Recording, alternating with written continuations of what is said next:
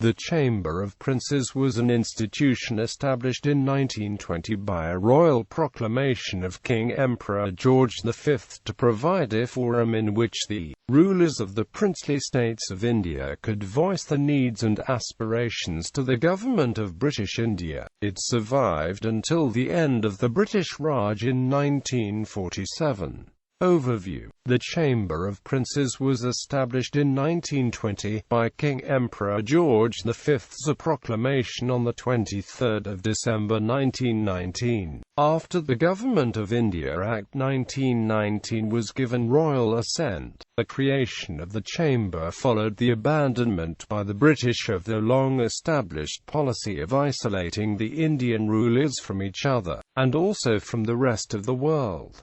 The Chamber first met on 8 February 1921 and initially consisted of 120 members. Of those, 108 from the more significant states were members in their own right, while the remaining 12 seats were for the representation of a further 127 states. That left 327 minor states, which were unrepresented. Also, some of the more important rulers like the Maratha-ruled states of Baroda state, Gwalior state, and Holkar state declined to join it. The Chamber of Princes usually met only once a year, with the Viceroy of India presiding, but it appointed a standing committee which met more often. The full chamber elected an officer called the Chancellor, who chaired the standing committee. The chamber convened at Sansad Bhavan. The hall is used as Parliament's library today.